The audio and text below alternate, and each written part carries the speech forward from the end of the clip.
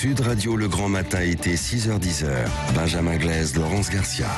Et dans ce petit déjeuner, nos deux invités, le professeur Bruno Megarban, chef du service réanimation à l'hôpital Lariboisière à Paris. Bonjour Bruno Megarban. Bonjour. Bonjour. Merci d'être avec nous. Un autre Bruno est également là, Bruno Bartocchetti. Je prononce bien votre nom? C'est fait d'une manière excellente. Bonjour. 20 sur 20 pour Laurence. Vous êtes secrétaire régional du syndicat SGP Police FO Occitanie. Et cette question, vous l'avez peut-être entendue, qu'on pose à nos auditeurs depuis... On va la rappeler justement pour nos invités, nos auditeurs qui nous ont rejoints. Port du masque obligatoire à partir d'aujourd'hui dans les lieux publics clos, à 135 € d'amende. Sinon, est-ce nécessaire de verbaliser selon vous? Nos auditeurs qui répondent pour le moment non, majoritairement, mais petite majorité, 52% seulement. Je voudrais qu'on commence avec vous, Bruno Bartocchetti, donc secrétaire général régional d'unité SGP Police FO Occitanie. C'est quoi les consignes que vous avez reçues pour ce premier jour de verbalisation, là, ce lundi aujourd'hui? Bon, vous savez, les consignes de verbalisation, elles sont écrites à travers ce texte, à travers cette loi, mais nous allons continuer à travailler avec beaucoup de pédagogie et nous espérons, nous sommes assez optimistes sur le fait qu'une grande prise de conscience se mettra en place en France parmi les citoyens. Je ne crois pas que ce soit la solution de verbaliser systématiquement, sauf si nous sommes requis dans certains lieux, évidemment, si certaines personnes ne jouaient pas le jeu, mais j'ai envie de croire que l'on se tiendra dans une dynamique positive, une conscience collective. Vous savez, si vous permettez, même s'il n'y a pas de comparaison par rapport au thème, nous aurions pu verbaliser il y a quelques années lorsqu'on interdisait le tabac dans les lieux publics. Il y a eu très peu de verbalisation et la conscience collective a pris sa place. J'ai envie de croire que pour le masque, ce sera pareil. Mais une autre comparaison qui est possible, c'est avec, quand on parle en plus de 135 €, parce que c'était l'amende, c'est pendant le confinement, ceux qui n'ont pas respecté ce confinement. Donc c'est aussi un retour d'expérience assez proche dans le temps sur comment ça peut se passer justement avec ce port du masque obligatoire à partir d'aujourd'hui. Voilà, je crois que nous avons quand même pas mal évolué depuis. Il y avait, au départ, il y avait pas mal de réticences, peut-être d'incompréhension. Aujourd'hui, celui ou celle qui ne comprend pas qu'il faut se préserver et préserver, bien sûr, notre entourage, cette personne-là méritera certainement d'être sanctionnée. Ce qui va être important, c'est surtout une prise de conscience collective de par les citoyens, bien sûr, mais aussi dans la sécurité, il n'y a pas que la police. Nous tous, autour de nous, nous devons faire passer certains messages. Je pense aux managers de certaines associations sportives ou autres, où il faudra vraiment faire passer des messages aux plus jeunes et moins jeunes pour qu'on se sente quand même concerné par le port du masque. Justement, professeur Bruno Megarban, vous aviez signé, vous, avec d'autres médecins, la tribune tout à fait. Masqué mais en liberté, c'est dans le Parisien, c'est déjà le 11 juillet d'ailleurs, où vous réclamiez le port du masque obligatoire. Dans cette tribune, vous parliez ou pas, vous, de verbalisation ? Alors non. En fait, nous demandions effectivement de rendre obligatoire le port du masque dans les lieux clos publics, avec essentiellement une approche pédagogique. L'essentiel, c'est de mettre en place des campagnes d'information, à la fois sur l'absolue nécessité de mettre ce masque pour protéger les autres et se protéger, et donc casser les chaînes de transmission épidémique, mais aussi des campagnes sur le bon usage du masque, car il faut aussi savoir bien le mettre en place et bien l'utiliser. Alors évidemment, on se doute que lorsque l'on rend quelque chose obligatoire, il faut que cette mesure puisse s'accompagner quand même en cas de réticence d'un certain niveau de sanction et donc d'une amende. Mais tout à l'heure, on avait une médecin dans les quartiers nord de Marseille qui nous disait oui, voilà, le port du masque obligatoire, d'accord, mais mine de rien, ça coûte cher pour les familles modestes. On peut donner des chiffres, notamment. Vous avez des chiffres, Benjamin ? Sur un mois, pour une famille avec donc un couple et 2 enfants, pour le masque en tissu, on parle de 96 € par mois, 228 € pour ce qui concerne les masques chirurgicaux. Ça fait quand même une sacrée somme. C'est un peu la double peine, soit l'amende, soit le masque. Est-ce qu'il aurait fallu aussi, je ne sais pas, en tout cas, c'est son avis, cette médecin à Marseille, que la sécurité sociale rembourse ces masques, en tout cas pour les familles qui sont dans des difficultés financières. Alors, je crois que les chiffres que vous avez donnés sur le coût correspondent probablement à la fourchette haute, c'est-à-dire notamment à la nécessité de changer un masque toutes les 8 heures, ce qui correspond en fait à la présence d'une personne dans un lieu fortement contaminé. Très probablement, le coût se situe à un niveau plus faible.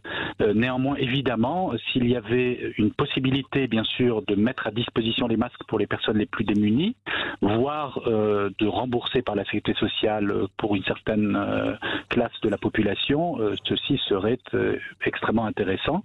D'ailleurs, je dirais, il est plus utile de rembourser les masques que de rembourser les tests sérologiques qui sont désormais possibles, certes qui ont un intérêt à l'échelle individuelle, mais peu d'intérêt à l'échelle collective. Alors, tout à l'heure, on parlait de pédagogie. Qu'est-ce que vous répondez? Nous, on a pas mal d'auditeurs qui nous appellent et qui disent, voilà, encore aujourd'hui, les masques, ça sert à rien. Non, les masques, leur utilité est maintenant scientifiquement bien établie.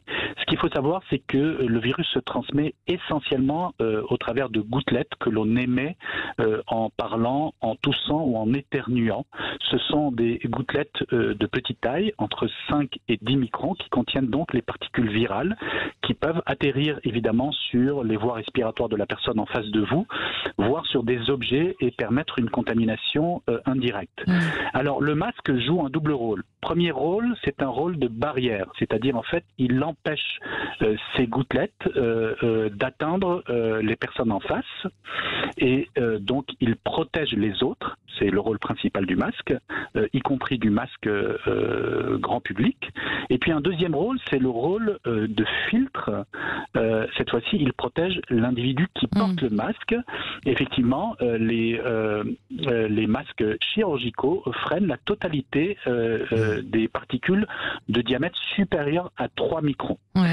Alors bien sûr, un certain nombre de personnes ont entendu peut-être dans la presse que le virus pourrait se transmettre par aérosol, c'est-à-dire par des microparticules de taille inférieure. Alors certes, il existe des preuves que du matériel génétique du virus se trouve dans de telles microparticules, donc de très petite taille, qui sont peu freinées par les masques chirurgicaux ou par les masques que l'on utilise grand public. Mais par contre, il n'existe pas aujourd'hui de preuves que ces microparticules soient contaminantes, sauf dans un milieu de réanimation où là effectivement il est recommandé de porter le masque FFP2 qui lui bloque l'ensemble des microparticules.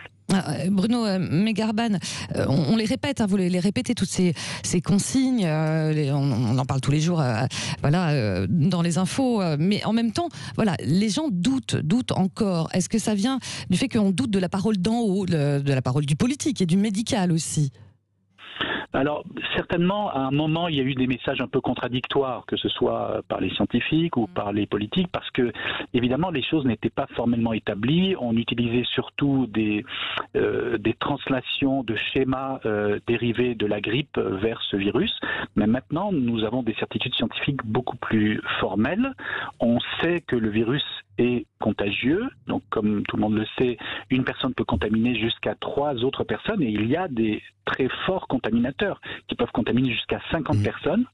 Et donc, effectivement, on sait par ailleurs désormais que ce soit par des modèles mathématiques, par des modèles expérimentaux chez l'animal, mais aussi par des études cliniques, et ça, il y en a eu 2 publiées la semaine passée, que le masque réduit la transmission interhumaine. Donc, c'est quelque chose désormais de recommandé. À nouveau, que tout le monde comprenne, la situation n'est pas catastrophique aujourd'hui en France.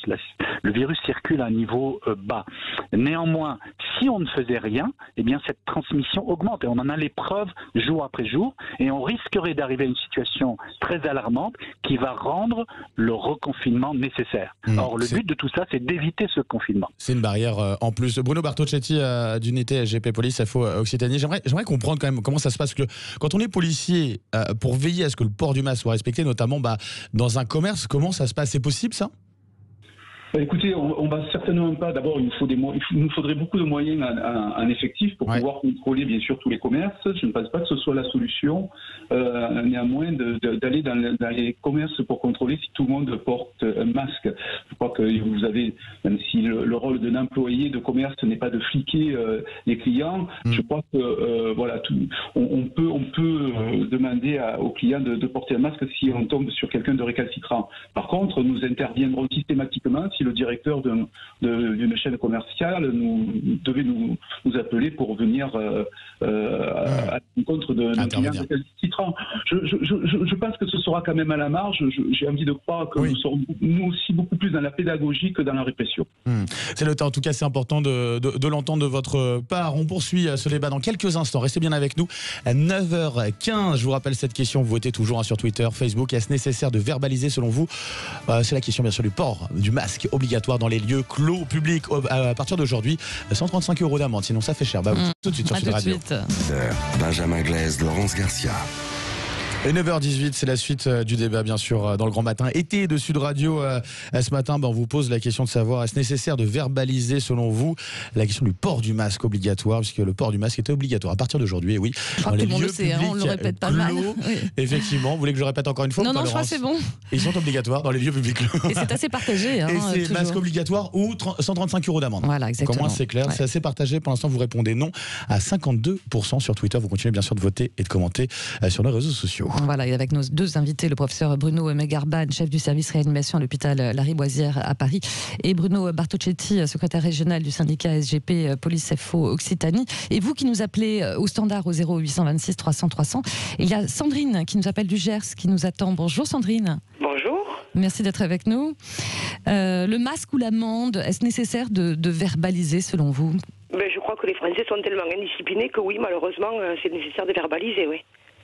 C'est-à-dire vous ne croyez pas, on parle de réflexe citoyen, de conscience spontanée. Mais je crois qu'elle n'y est pas, et je crois que les gens sont passés par-dessus parce que la semaine dernière, je suis allée faire un tour au marché et j'ai vu des vieilles dames s'embrasser, se prendre dans les bras et voilà, je crois que la majorité des gens ne réalisent pas la dangerosité de ce qui nous arrive en ce moment, de ce virus vraiment.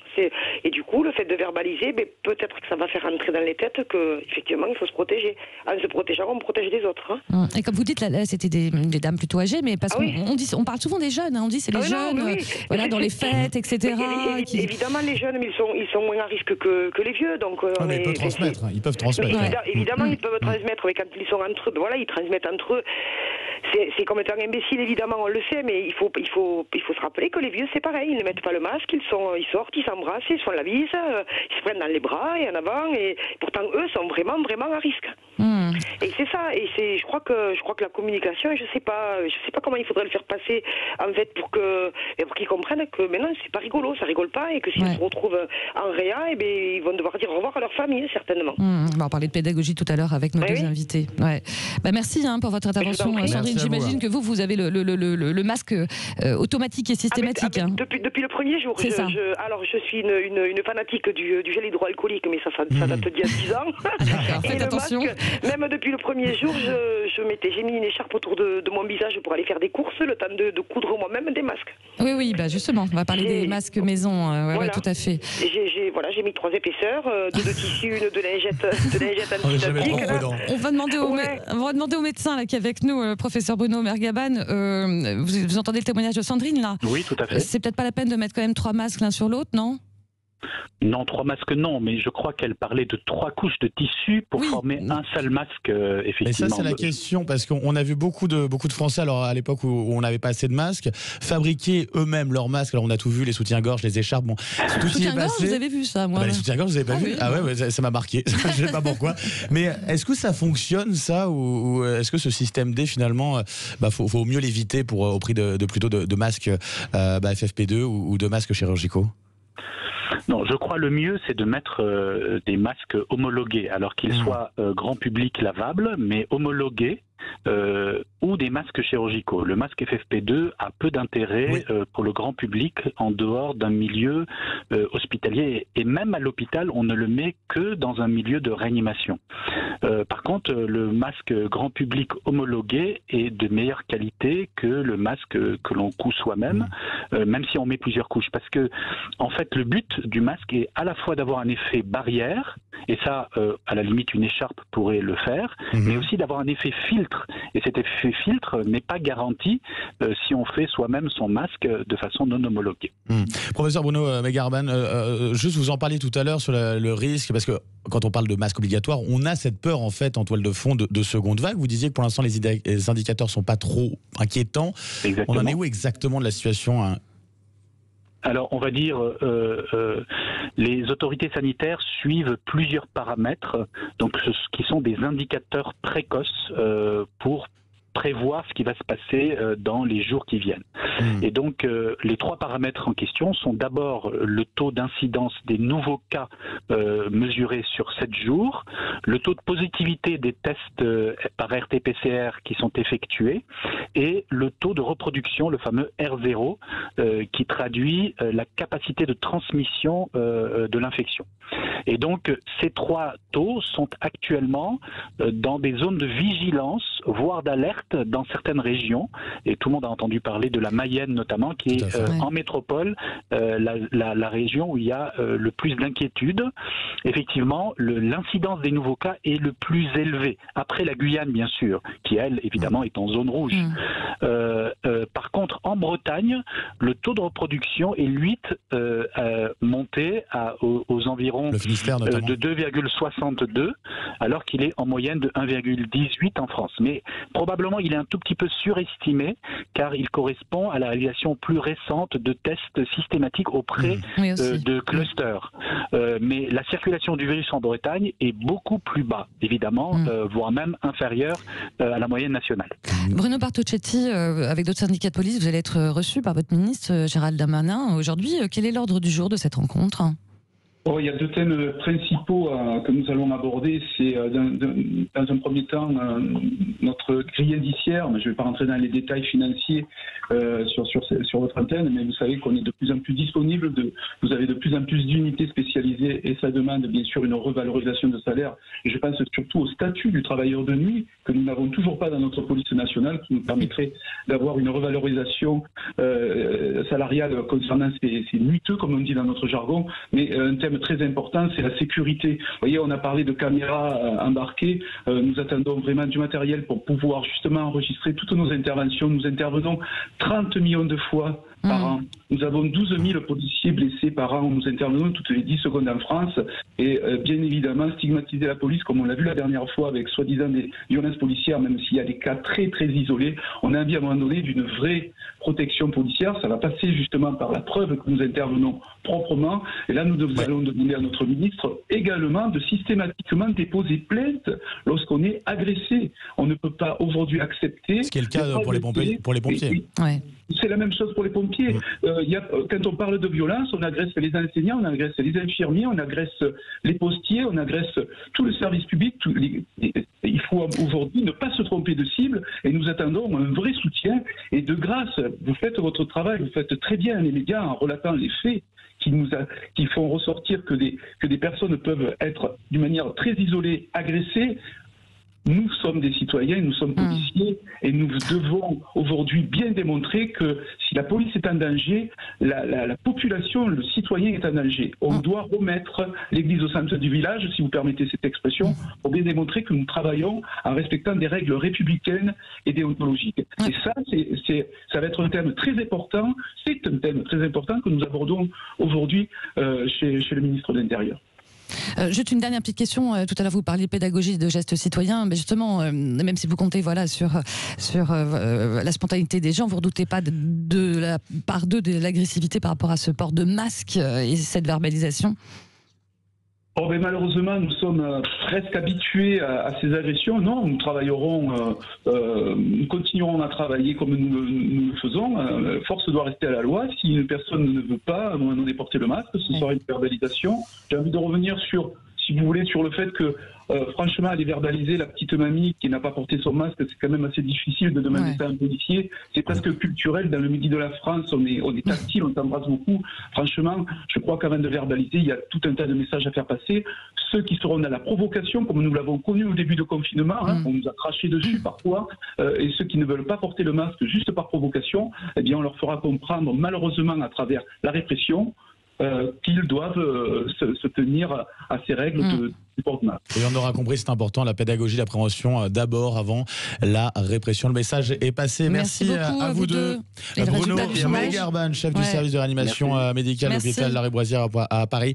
Et puis Bruno Bartocchetti, qui est avec nous aussi, secrétaire régional d'unité SGP Police FO Occitanie. Un mot sur le sondage qui est gagné. Le résultat, la question pour du masque obligatoire, 135 € d'amende.